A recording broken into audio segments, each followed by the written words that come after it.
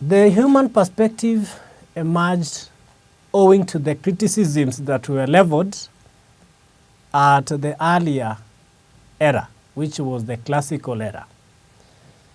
The classical era emphasized on structure and performance of tasks. But according to the human relation theorists, that disregarded the worker, the human elements at the workplace. And they were of the view that structure of work, structure of tasks, and structure of power and authority were not the only important considerations in achieving organizational performance. If anything, as far as they were concerned, the employee, the human aspect at work might be more important when it comes to increasing or improving organizational productivity. And most of these theorists were psychologists and sociologists by profession, as opposed to the classical theorists who are mostly engineers. There are many theories or proponents of the human perspective, but then the main proponent and pioneer of the human relation movement is Professor Elton Mayo, whose work is contained in the Hawthorne Studies. So the human perspective, we will consider the work of Elton Mayo, and his work was in the Hawthorne Studies or experiments.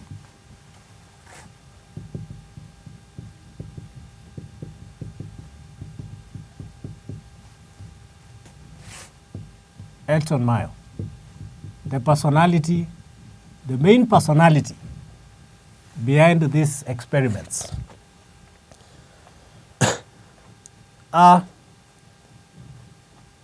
Coming first as a human relation theory was the work of Elton Mayo and fellow associates from the Harvard University. These guys conducted a set of experiments in a company based in the USA, Chicago to be particular, in a firm or in a company known as the Hawthorne Electrical Plants. And these experiments were not initiated by Elton Mayo himself, but they were rather initiated by the company itself. The set of experiments ran for a considerable period of time, from 1923 to 1932. And they were conducted in different sets of experiments. So the company initiated, in conjunction with a government research body, the experiments. And the main aim of these experiments was to study the place or the effect of human factor at the workplace. However, when the company initiated these experiments, they were getting puzzling results. They were making puzzling observations. And it reached a point where they had to call in experts to take over the experiments. And this is when they called in Elton Mayo, who was then a professor at the Harvard Business School. And together with his associates of the university, they came to continue with the experiments. Essentially, the experiments, as I said, were primarily concerned with studying people, especially in terms of social relationships at the workplace. And the experiments were 4, but generally the main ones were 3, which are the ones that we normally talk about. So we're saying these experiments, the experiments were conducted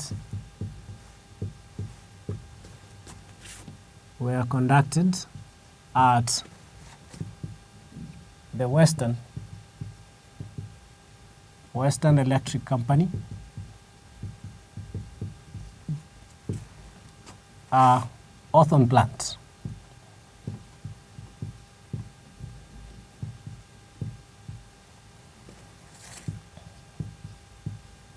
In the USA. And the period is from 1923 to 1932 thereabouts. And they were aimed, the aim of the experiments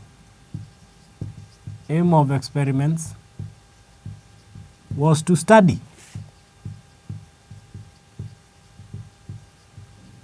the effects of social relationships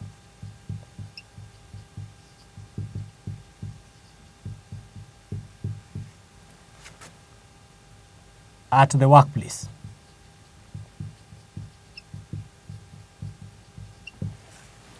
There are 3 sets of experiments. The experiments.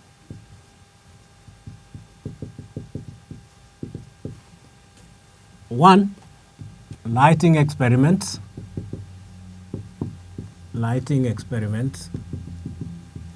The second one was relay assembly room.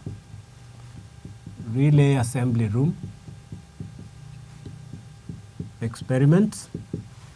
And the third one was the bank wiring observation room.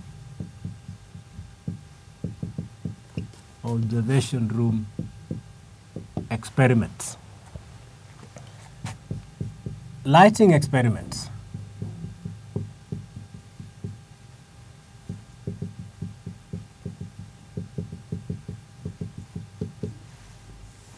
Now, the lighting experiment was conducted to test or study the effect of illumination or lighting on workers' productivity. And it was conducted on a group of 6 women who were picked and were informed that they were a special group of observation or study. And during this time, the researchers were with the women. And they continued, or the researchers continued to guide and inform the group whatever was happening or whatever it is that they were doing. Basically, it involved changing the quality of lighting for the experimental group. And from the study, the researchers observed that regardless the quality of lighting or lights, the productivity of this group of women kept on improving regardless of how the state of light was. They only stopped working when it was too dark to see. Basically, the aim of the experiments, we are saying, was to test the effect of lighting on workers' productivity.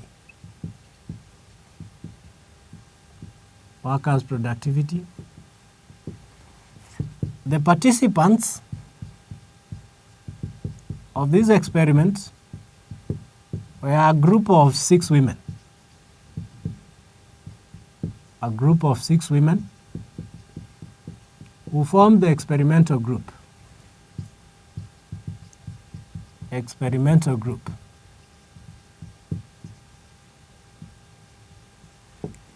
And they involved changing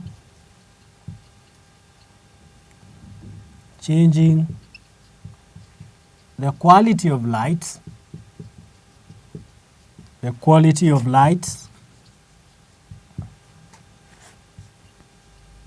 for the experimental group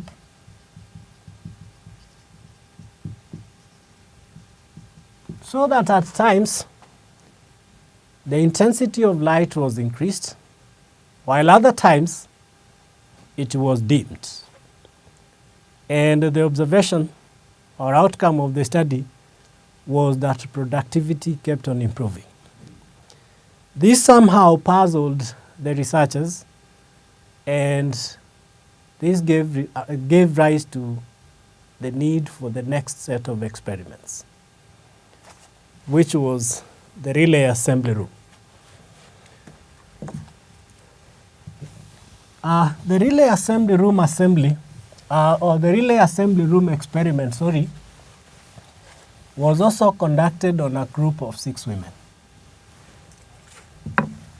And relay assembly room.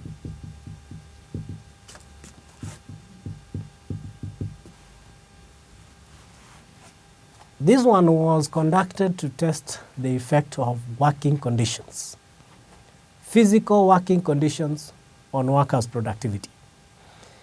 And the group was, or the participants were a group of 6 women, but the researchers here picked 2 women and asked them to select 4 others to make up the total of 6.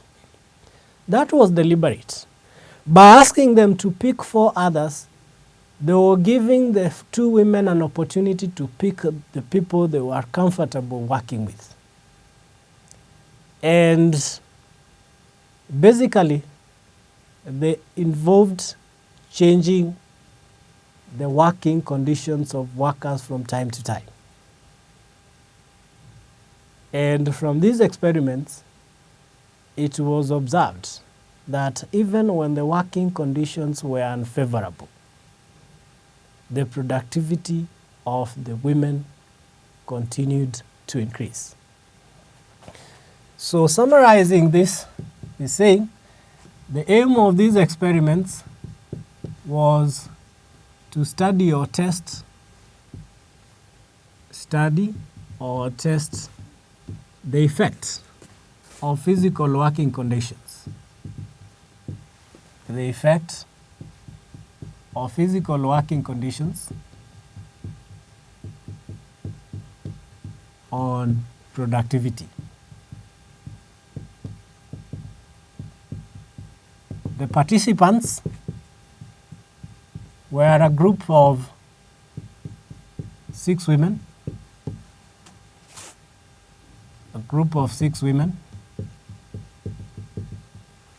working at the relay assembly room.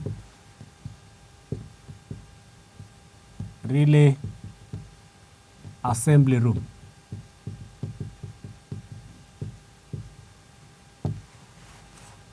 Their work was to assemble electrical relays, which are simply electrical gadgets or devices.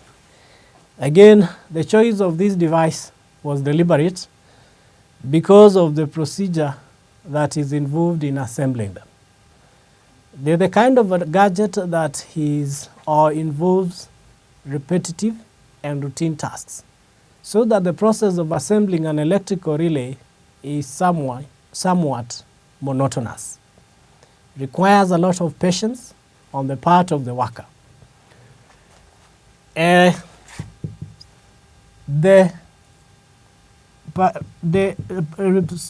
studies or experiments involved changing the working conditions of the group, changing the physical working conditions of the group from time to time. And the conditions that were being altered include were allowed supervision, so that they were allowed to supervise themselves. Supervision. Were at times allowed to work without a supervisor. Work without a supervisor. Again, they were allowed to leave work without permission. Leave work without permission. Again, lunch and rest breaks were eliminated and reinstated.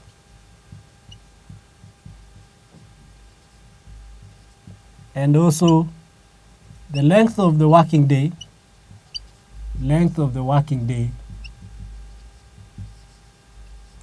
was extended and shortened or restored to normal. So the observation that was made again here was that regardless of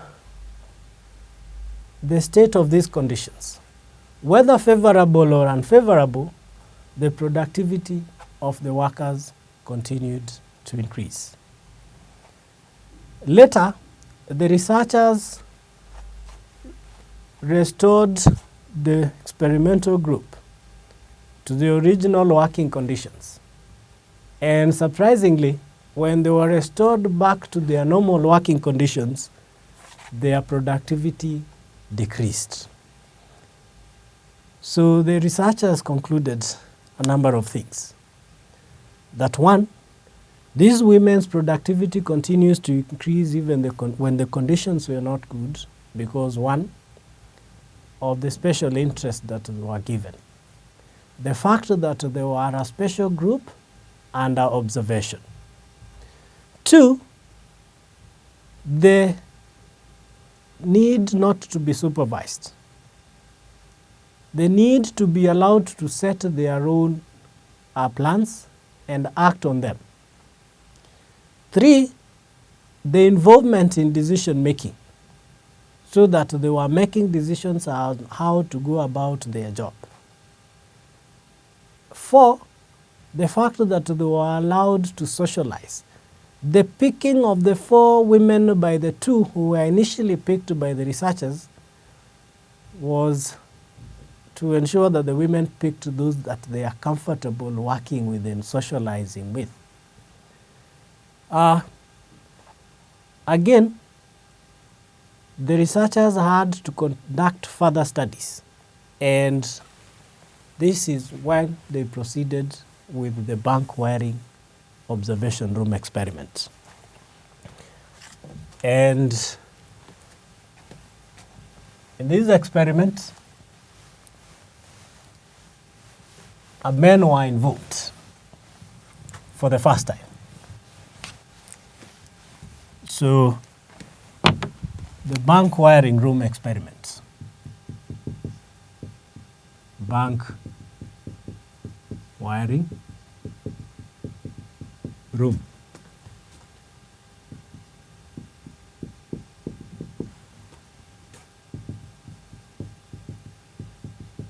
It's called the bank wiring room observation experiment.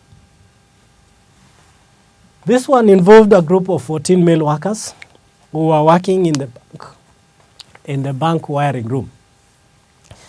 And they were placed under observation for a period of 6 months, during which time the researchers' intention was to study the effect of social relationships and group structures or group dynamics in the workplace.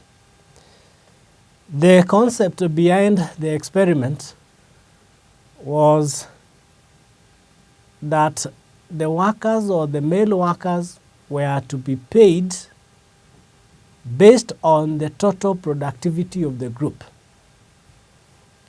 And the reason this was the case, the researchers hoped that because every worker would want to earn more, they would somehow push the lazy workers to work hard, so that the total output would be high and that each individual worker would earn or take home a good pay.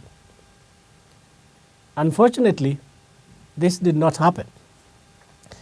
The researchers observed that no pressure was put on the lazy or slow-working workers by the more active ones or by the hard-working workers.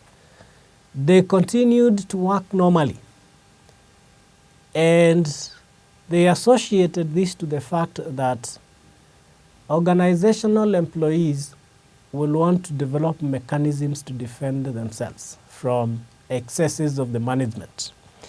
And as far as the male workers were concerned, the idea to pay them based on total output was an excuse to fire their fellow lazy workers. So they found a way of protecting them by ensuring that they did not increase productivity for the sake of the management or to please the management, and that the group continued to set its own standards of performance. The researchers therefore concluded that the effect of groups, the effect of social relationships at the workplace cannot be underestimated, and that groups, informal groups in particular, play an important role in employees' performance and productivity. So these experiments, we say, were aimed at testing the effects of social relationships and group dynamics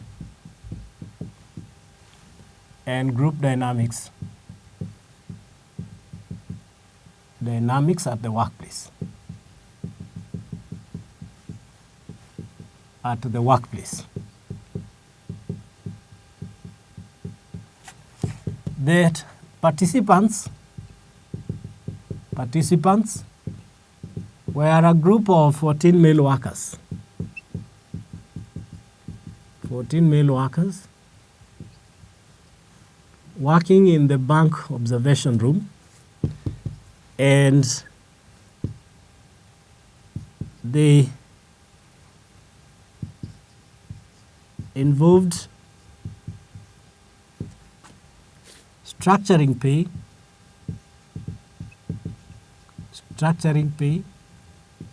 so that it was based on group effort.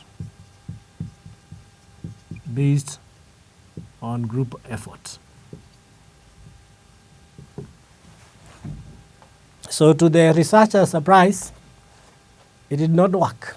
Structuring pay in that manner did not push employees to want to ask others to work hard so that they would earn more.